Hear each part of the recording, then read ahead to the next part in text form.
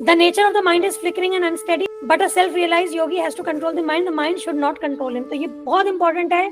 अगर योग अभ्यास करना है तो हमें माइंड के कंट्रोल में नहीं होना, हमें माइंड को कंट्रोल करना है. और जो माइंड को कंट्रोल कर सकता है उसको क्या कहते हैं? गोस्वामी. गो का मतलब होता है सेंसेस, ठीक है, इंद्रियां, और स्वामी का मतलब जो मास्टर ऑफ द सेंसेस.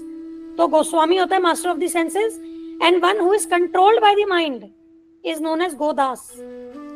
जिनको मन कंट्रोल में करे, सेंसेस कंट्रोल में करे, इंद्रियां कंट्रोल में करे, उसको क्या कहते हैं? गोदास, इंद्रियों का दास. ठीक है, अभी हम लोग गोदास की अवस्था में हैं, हमें गोस्वामी की अवस्था में जाना है. A Goswami knows the standard of sense happiness.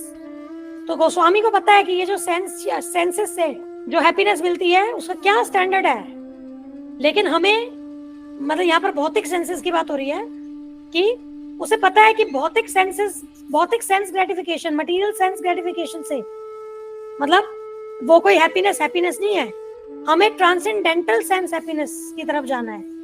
मतलब दिव्य इंद्रियों के द्वारा भगवान की सेवा में लगना है.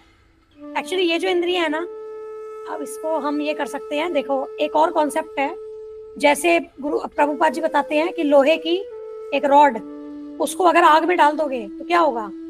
वो भी अग्नि के समान ही हो जाएगी एक समय के बाद, है ना. आग के बराबर ही हो जाएगी वो, एक तरीके से आग जैसी हो जाएगी. इसी तरीके से जब हम इस शरीर को, इंद्रियों को भगवान की सेवा में लगाते हैं तो हमारा शरीर, इंद्रियां, ये भी सब क्या हो जाती है? स्पिरिचुअलाइज हो जाती है. ठीक है, क्योंकि वो स्पिरिचुअल कार्यों में लग रही है. तो उस तरीके से भी हमें कॉन्सेप्ट समझ सकते हैं ये. ठीक है, तो आध्यात्मिक आनंद दिव्य इंद्रियों के द्वारा प्राप्त होता है जब वो इंद्रियां ऋषिकेश, इंद्रियों के स्वामी ऋषिकेश की सेवा में लगती हैं. तो यही जो सर्विस है कृष्ण के प्रति विद प्यूरिफाइड सेंसेस, शुद्ध इंद्रियों के द्वारा, इसी को कृष्ण कॉन्शियसनेस कहते हैं. और इसी तरीके से, इसी प्रक्रिया से हम अपने इंद्रियों को, मन को पूर्ण कंट्रोल में ला सकते हैं.